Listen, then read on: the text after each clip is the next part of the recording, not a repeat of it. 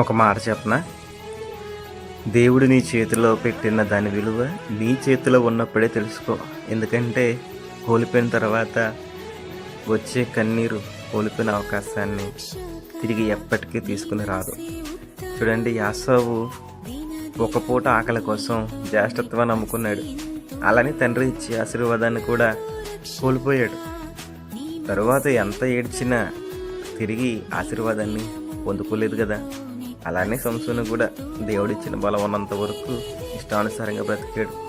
డెలీలా చేతిలో మోసపోయిన తర్వాత బలం పోగొట్టుకుని బాధపడ్డాడు.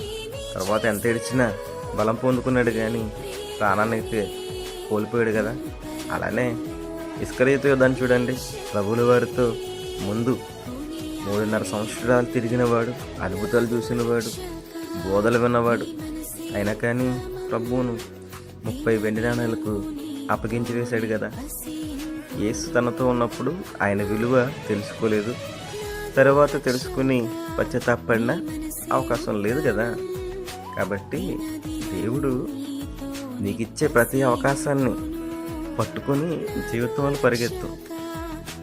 ఏదో ఒక రోజు గెలుపు ఖచ్చితంగా నేను పలకరిస్తుంది మిత్రమా.